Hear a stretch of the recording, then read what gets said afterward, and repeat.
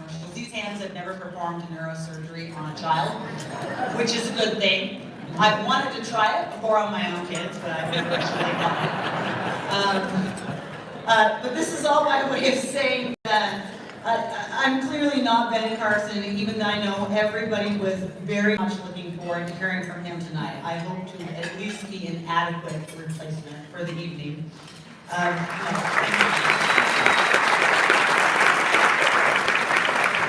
that a great honor? It's remarkable. I have now, over the series of the past 3 weeks, been able to address everyone from the Washington Policy Center from the West Coast of Washington.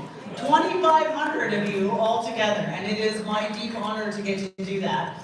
I get invited to a lot of speakers to talk in a lot of different places. A lot of them, talking a little bit about the Mueller-Russian investigation, which has been a very big topic for me, something that I think we should all be focused a lot on. It sounds as though we're actually going to hear something from Bob Mueller, at least after the election, so it might be a good time to take another look at that. But for now, in keeping with this format, let's go to the backstage, because I think there is a question to begin with. Well, good evening, Kimberly, and thank you so much for being here with us tonight. My name is Kate Lamston. I am the Vice Chair of the Washington Policy Center, Young Professionals Advisory Board, and a Tri-City Union. My question to you this evening has 3 parts. What do you think will be the legacy of the controversy of the Kavanaugh Supreme Court nomination? How do you think it will affect the next appointment to the court? And what impact do you see it having on the midterm elections? Thank you. Well, I think obviously, look, my big concern, and I wrote about this at the time, was that what would happen if in fact he was voted down, okay? That to me would have been a very scary precedent that was set in this country. That you would have essentially given your commendation and your sign-off to all the tactics that were used in this, to have essentially written off due process, to have essentially written off the idea that you are innocent until proven guilty, to have agreed with a completely circus-like Senate nomination and confirmation process. Luckily, that's not what happened in the end, and we owe a great deal of thanks to Susan Collins, who not only stood up and did the right thing, but gave a very good argument for why she was doing it.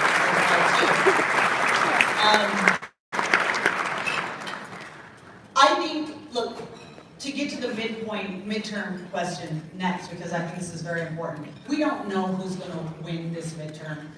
Look, I think it's very clear at this point that probably the Republicans will keep the Senate, but the House is now coming down to a question of 5 seats either direction. It's very close. And while we don't know the ultimate outcome, I will tell you this. We can, at this point, a month on from the Kavanaugh hearings, say that politically, at least, the Democratic tactics during this were a complete and utter disaster for them.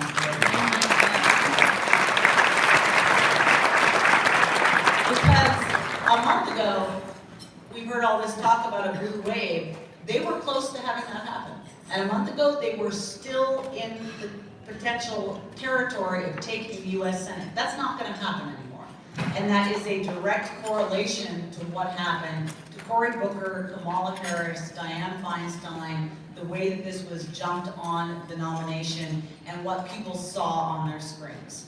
And so I think that that should be, in terms of whether or not this happens again in future nominations, I would like to hope that that has been internalized a little bit. This is not a winner in American politics, and we're not talking about necessarily the fringes on either end, but for the mass middle, what they saw there was not an example of civility. It's not an example of how we run things judicially or justice-wise in our country, and that it would not be to any political party's favor to try on something like that again. So that would be what I would be hopeful for in terms of what comes next.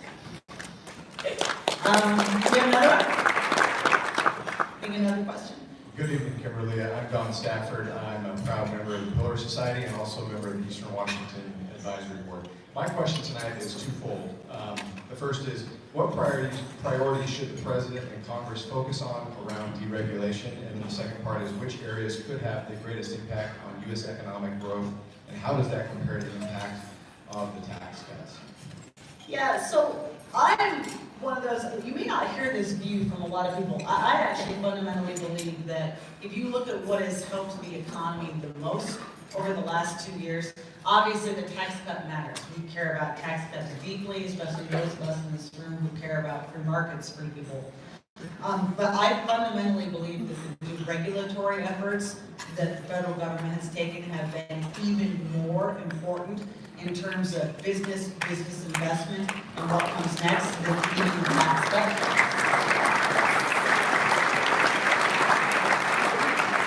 And I don't know, this is worth looking at. If any of you in the room have never taken a look at this, another worthy think tank, the Competitive Enterprise Institute, they put out something every year. It's actually called the 10,000 Commandments, which is of course a reference to how many federal regulations we have these days. And they found that last year, regulation cost the United States $1.9 and that's a conservative estimate, by the way. Excuse me, I have a cold. I have 3 children. Just to give you a sense of what that actually stands for, that's the equivalent of $15,000 per household in a tax. It's more than the average family spends on food, clothing, and transportation. And it's more than the IRS's total take of corporate and individual income taxes every year. That's how big the regulatory tax is on the United States. And so I think what's really important about the deregulatory efforts that have been taken is not just the costs that they've been removing from society, but that they also provide something that's just very important for the business climate, which is certainty. It matters too, in particular in certain industries, because as we know, those regulators out there, sometimes they have an incredibly disparate impact on certain different sectors of the economy. So you release some of that and it lets the flow go out all the way down through the rest of the chain. But also, I would point out this is unprecedented. And we should be reveling in this because, to be honest, people, I'm not ever sure it will happen again. You know, if you think about it, look, I've been around for a long time, writing about politics for a long time, and what we have is we'll have Democratic presidents that come in and they put a whole bunch of regulation on the economy. And then we have Republican presidents who come in and they'll deregulate some, but there are certain areas where they just really won't touch because they feel as though it would make them look bad if they went down that road, right? And I mean, coming from the Northwest, where I grew up in a logging community in Oregon. Environmental regulations are a very good example. You know, even George W. Bush, he did deregulate some, but when he put his EPA administrator in and others, it was certainly out there that, well, you know, we don't want to look as though we're anti-environmental, so we'll just leave a bunch of those regulations on the book and we won't touch them. Donald Trump doesn't care.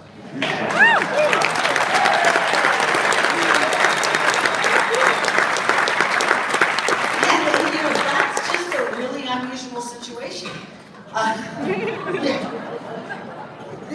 We have this GOP Congress that's used the Congressional Review Act to revoke at least 14 major rules that were passed in the waning days of the Obama administration. President Trump actually withdrew us from the Paris Climate Treaty. Can you think of any other person in government that would ever have withdrawn the United States from a treaty that was considered so, you know, was the kind of happy child of everything that everyone who believes in good things believed in the world, and he nonetheless withdrew us from that treaty. All in all, by the end of this year, the administration is on track to kill or withdraw or delay close to 2,000 regulations.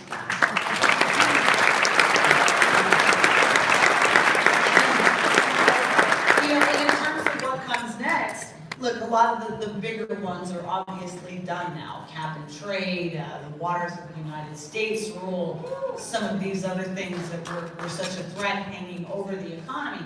So what you're going to see in the next 2 years, I think, are a drilling down within each agency, a more very specific focus on education policy, on housing and urban development policy.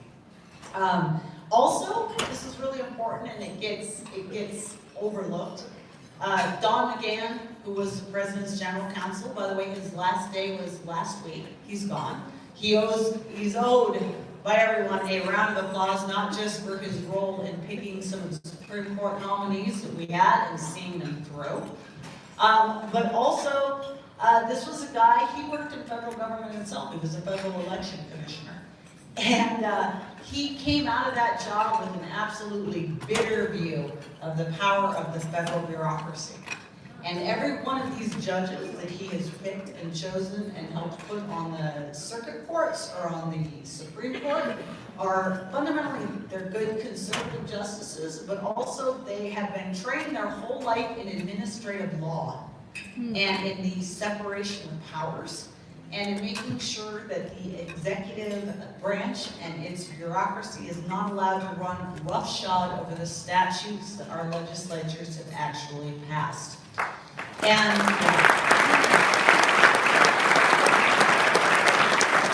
sidebar to that, and I know this for a fact because I've talked to him about this, is that when he came in, he made sure that the general counsels of every single one of the cabinet positions, the cabinet offices in Washington, D.C., whether it be the EPA, whether it be Health and Human Services, they got a general counsel whose goal was not just to roll back some of these regulations, but to internally, it's not sexy, it doesn't get a lot of attention, but to internally attempt to revamp the entire structure of these agencies from the inside out to make it a million times harder in future for that bureaucracy to continue creating rules that are outside statutory law.